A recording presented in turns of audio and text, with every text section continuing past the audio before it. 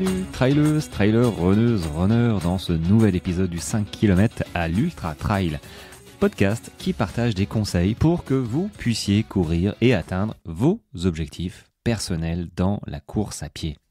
Et bonjour les amis, bienvenue dans ce nouvel épisode du samedi, je crois que ça sent le samedi, un petit épisode du week-end. Voilà, je ne sais pas s'il y aura le dimanche, je pense pas, hein. Il faut que je me repose un petit peu aussi quand même. Mais le samedi, c'est ok, il n'y a pas de problème. En plus, je fais du coup l'enregistrement le vendredi. Et pour une fois, il n'est pas trop tard. Il est 18h44, fin de journée. Et je me suis souvenu que j'avais toute une tripotée de questions en réserve que vous m'avez posées. Parce que il y a quelques mois, j'avais demandé à l'occasion de l'inscription à la newsletter, je crois que ça n'y est plus, mais de remplir un Google Form avec des questions pour avoir quelques stats. Et notamment vos questions que vous vous posez. Et notamment, j'en ai sélectionné une qui est comment progresser en vitesse sur le semi-marathon. Bon, alors je te cache pas, le semi-marathon, bof, hein, la route. Je vais pas faire spécialement pour le semi-marathon, même si ça doit en intéresser quelques-uns. Moi, je suis plutôt trail, mais j'ai fait aussi de la route, marathon, semi-marathon, 10 km. Mais 24 heures piste aussi. Bon, j'ai pas fait 24 heures, j'ai arrêté avant, ça m'a fatigué, tu vois. J'ai manqué de motivation pour le coup. J'ai fait 9 heures, je crois. Ouais, au bout de 9 heures, j'ai dit bon, c'est bon. 9 heures, 70 km, on va arrêter là.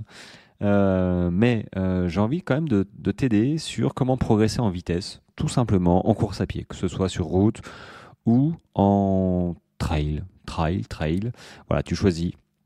Donc, alors, déjà ça dépend évidemment de ton niveau. Maintenant, si tu as un niveau déjà avancé, gros niveau, bon, c'est pas ce que je vais te dire qui va vraiment t'intéresser. D'ailleurs, tu dois peut-être pas m'écouter, tu vois. Mais suivant ton niveau, on veut rapidement, en fait, quasiment dès le départ, augmenter sa vitesse, courir plus vite, tout simplement, ou courir plus longtemps. Bon, là, on va dire courir plus vite. Comment augmenter sa vitesse ? Déjà, il faut partir d'un postulat de base, c'est que tu as développé ta base foncière. Ce que j'entends en base foncière, c'est ta base en endurance fondamentale. Voilà, cette base qui va te permettre, sur laquelle on va s'appuyer. Tu vas t'appuyer dessus en fait pour développer ta vitesse. Développer des fibres, récupérer des fibres à contraction rapide grâce à toutes tes endurances aussi fondamentales. Parce que si tu t'entraînes trop vite tout le temps, tu vas à la blessure. Alors que si tu prends le temps de développer ton endurance par de l'endurance fondamentale, tu pourras t'appuyer sur tout ton volume que tu as développé au fil des semaines, parce que ça se compte en semaines et en mois, et tu pourras commencer à travailler ta vitesse. Mais la vitesse ne se travaille pas au tout début. Au tout début, quand tu démarres la course à pied, ou que tu reprends toi après une course difficile, ou tu reprends pour une période d'entraînement pour préparer, tu reprends pas de suite avec du fractionné ou des séances de côte, quoi.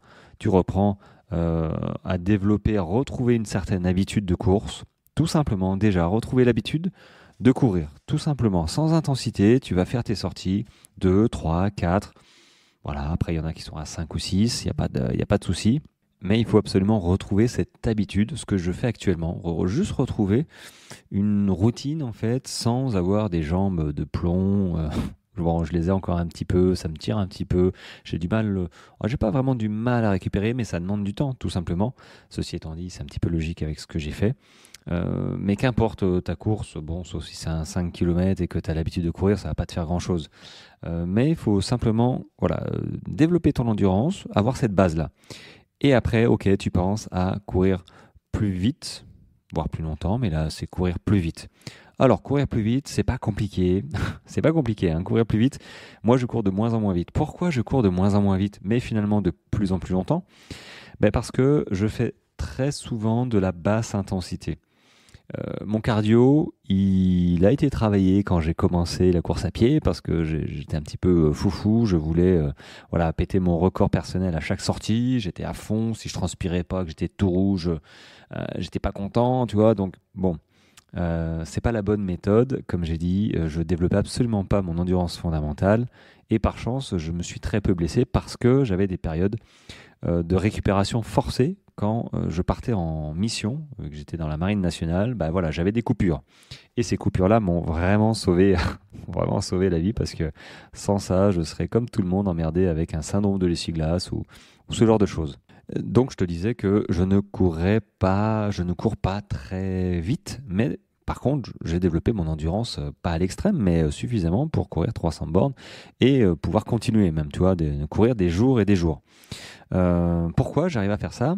Et enfin, c'est plutôt pourquoi je n'arrive plus vraiment à courir vite. Tu vois, mon dernier 10 km, j'ai couru en 46 minutes. Et ça m'a quand même un petit peu tiré dessus. Je pense que j'aurais pu accrocher le 45 si j'avais fait une stratégie un peu différente, hein. Mais comparé à mon dernier 10 km qui était de 38-30, j'approchais les 16 km heure.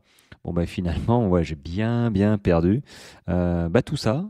Tout ça à cause de mon cœur, de ma respiration, de mon cardio. Je ne le travaille quasiment plus ou à de très rares occasions quand je fais des séances de côte. Voilà, mon cardio s'envole un peu, ok. Je travaille aussi les quadrilles, tout ça, mais c'est pas l'essentiel, c'est pas l'objectif de ma séance de côte de travailler le cardio.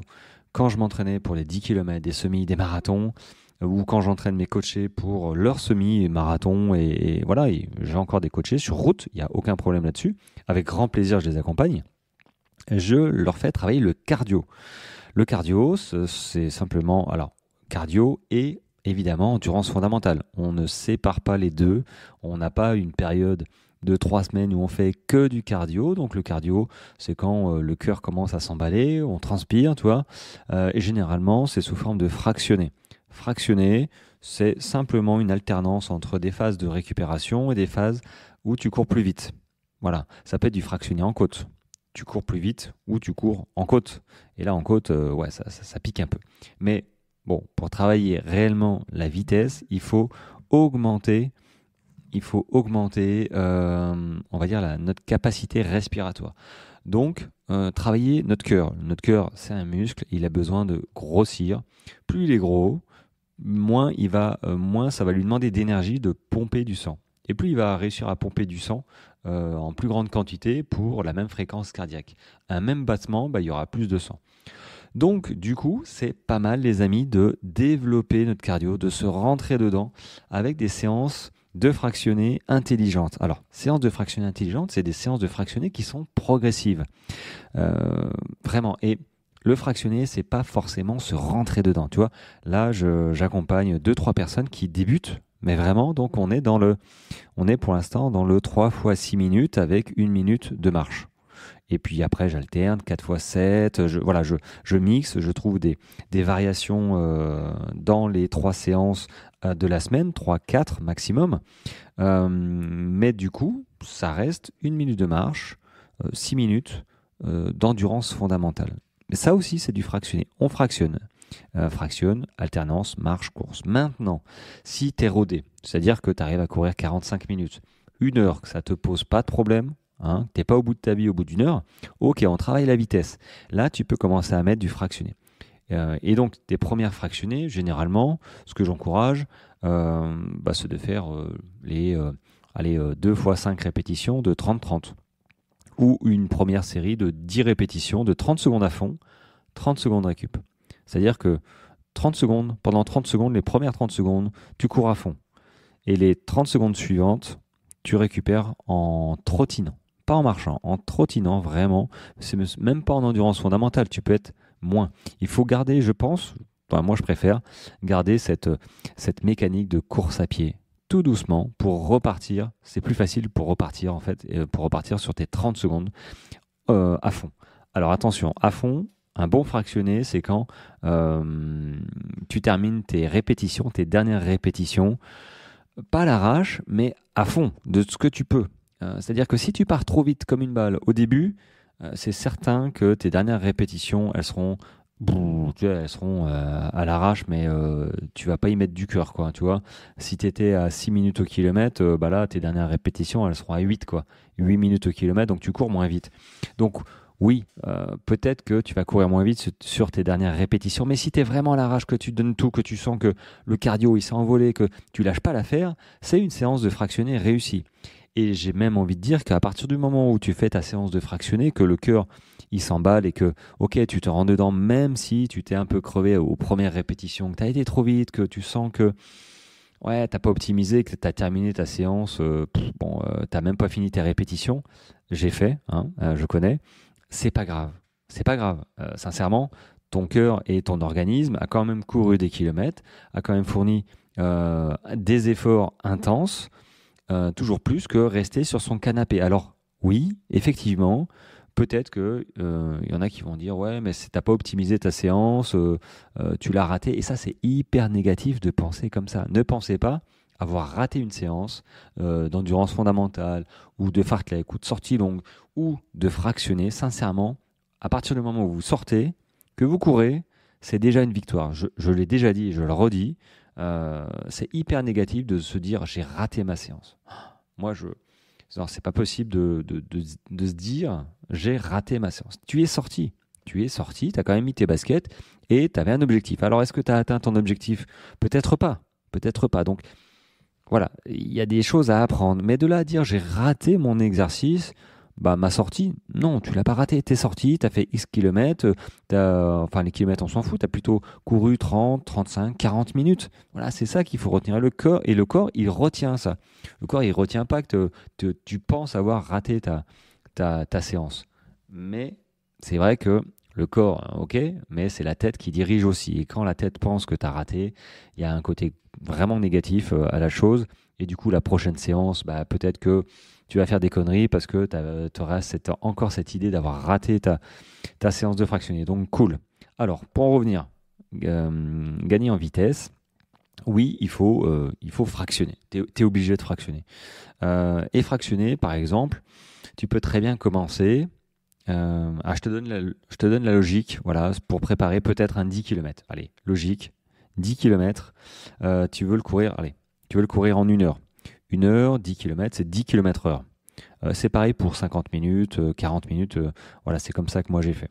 Sur 1 heure, tes premières. Alors il faut compter, je pense, 2 mois de préparation sur un 10 km. Un semi-marathon, ce serait plutôt 3 mois. Un marathon, c'est 3, 4 mois. Voilà. Il faut compter à un moment une période où, ok, tu vas développer ton cardio.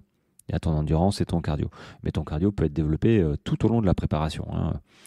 Et du coup, tes premières répétitions, la progressivité, tu commences par du 30-30, tu fais 10 fois 30-30 ou 2 séries de 5 fois 30-30 avec 2 minutes ou 1 minute, plutôt 1 minute de récupération entre les 2 séries. Ok, tu vois ce que ça donne. Ensuite, ce qui est sympa et que moi j'aimais bien faire, j'aimais bien travailler sur les sorties un petit peu, les répétitions un petit peu longues, les 1 minute, 2 minutes, 4 minutes, 5 minutes. Ça c'est vraiment cool, à allure seuil.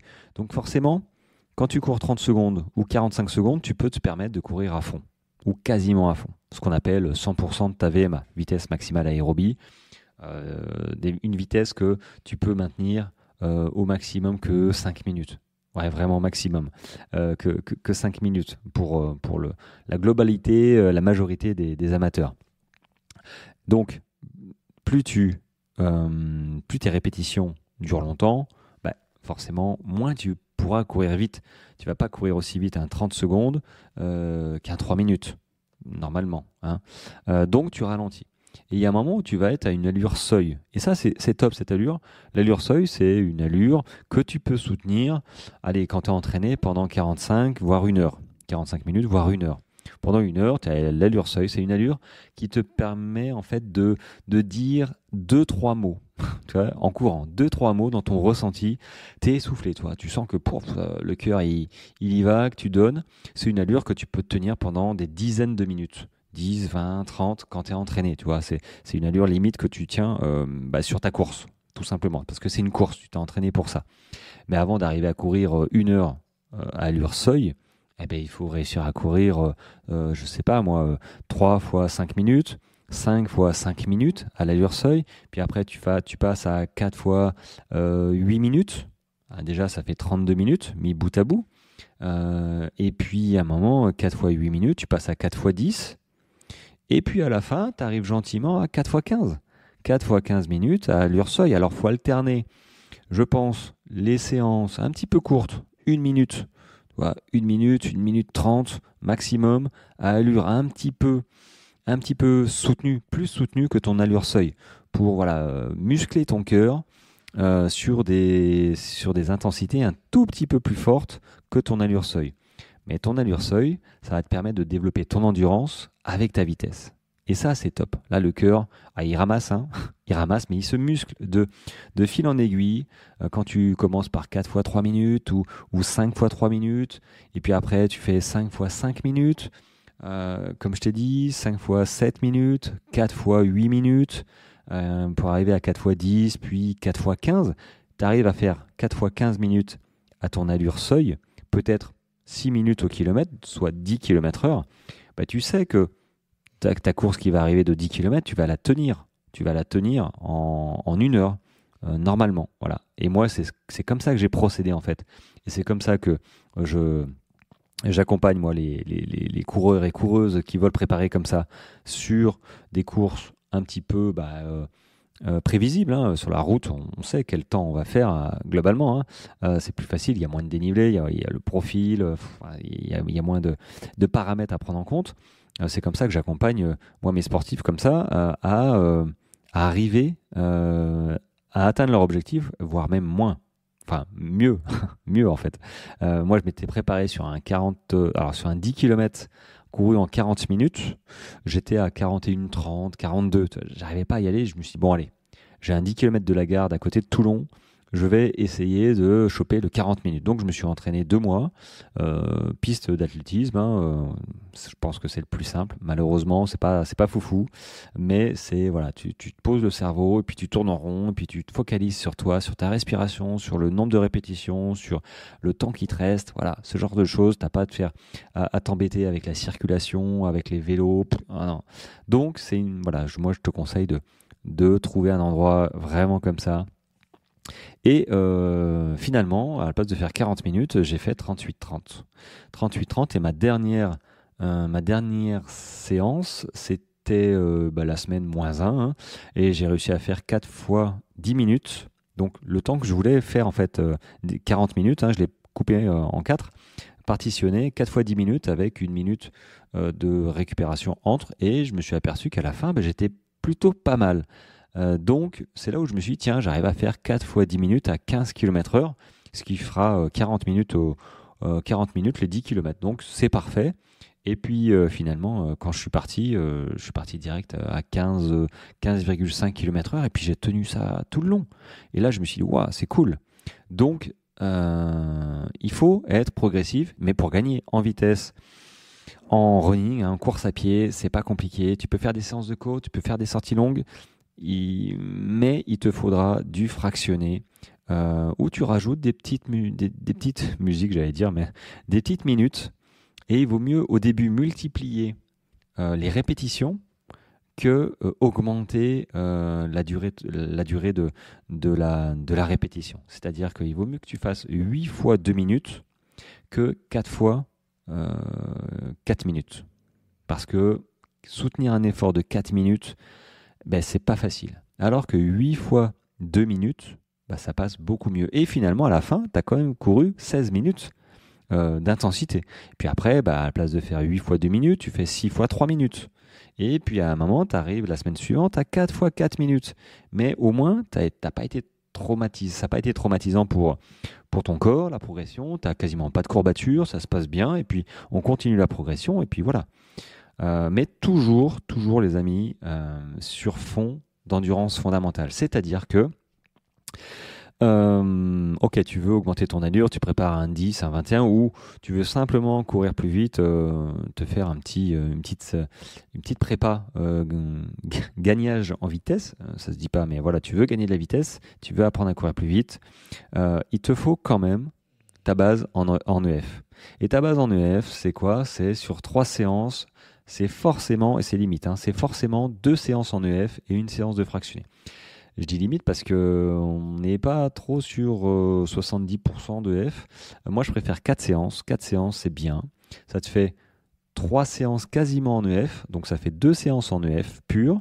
Une séance un petit peu fartlek, ressenti, où tu peux te permettre de courir un petit peu plus vite selon tes ressentis et ton envie du moment. Et la 4e séance, fractionnée. Fractionné court, fractionné long. Moi, je préfère travailler le fractionné court au début pour envoyer un petit peu. Ça fait des petites répétitions très courtes. Et puis, au fur et à mesure, j'aime bien allonger, travailler la vitesse de seuil, mais toujours sur fond d'endurance fondamentale. Maintenant, tu arrives à courir 5 fois. Bon, 5 fois, tu peux faire 3 EF et 2 entraînements. Alors fractionner doucement, tu peux pas envoyer du pâté à fond, surtout avec 5 séances, c'est limite. Et puis il faut vraiment se connaître, parce que si toi tu viens de débuter, tu arrives à courir 45 minutes, tu m'entends, tu dis allez 5 séances, ok, moi je sors 5 séances, mais il faut quand même avoir des mois, voire des années d'entraînement derrière pour réussir à faire 2 fractionnés dans la même semaine. Voilà, ça dépendra du volume global, du nombre de fois que tu peux courir dans ta semaine. 2 séances intensives, il faut sortir au moins 5 fois. Et être un petit peu aguerri. Voilà, sinon c'est vraiment traumatisant. Le fractionné, les tendons, les ligaments, les muscles, ils ramassent gros temps, quoi. On parle du cœur, mais en fait, les jambes carburent aussi. Quand tu vas t'entraîner à faire, je sais pas moi, 4 fois 10 minutes ou 4 fois 15 minutes à 6 minutes au kilomètre, tu vas te faire 10 kilomètres en 1 heure. Donc, c'est pas anodin. Et moi, je faisais des 13 km en 50 minutes quand je m'entraînais. Et je me disais, waouh, c'est fou ça, j'ai fait 13 km en moins d'1 heure. Et ouais, on enquille. Et c'est comme ça que les muscles aussi, que les jambes aussi se musclent. Donc voilà, bon, j'espère que tu auras compris la logique pour gagner en vitesse et construire un petit peu tes entraînements. Maintenant, si tu as des doutes, des questions ou si tu veux un truc clé en main que je t'accompagne et que tu profites de mes expériences et de toutes mes séances, écoute, tu fais tête sur moi, j'ai une page de renseignements et si tu as simplement des questions, c'est pareil, j'ai une adresse mail, j'ai un petit peu tout, tu peux me trouver à peu près partout sur la description de chaque épisode. Tu m'envoies un petit mail et normalement je réponds à tout le monde. Normalement, si j'ai pas de trou dans la raquette. Voilà, bon, je trouve que c'est un épisode intéressant, celui du samedi matin. J'espère que beaucoup de monde pourra l'écouter et en apprendre un petit peu plus et peut-être gagner un petit peu plus en vitesse grâce à quelques exemples de séances ou tout du moins la stratégie que j'ai exposée. Voilà. En tout cas, merci vraiment de vos écoutes. Je le dis souvent, mais c'est vrai parce que cette semaine, c'est vraiment chouette. Je suis à pas mal d'écoutes, de nouveaux auditeurs. Et puis, il y en a qui partagent sur Instagram des trucs de fou. Il y en a qui se sont bien lâchés et c'est vraiment cool de partager mon podcast et de dire que voilà, ce que je fais, c'est de la qualité. Moi, ça m'encourage vraiment. Donc, je continue. Voilà, je vais encore vous embêter quelques temps. Allez, sur ce, je te souhaite un très bon week-end, une très belle course à venir si tu en as. Et puis on se retrouve peut-être demain, mais assurément lundi. Voilà, déjà pour une nouvelle semaine, mais on va pas en parler trop vite. Voilà. Allez, ciao.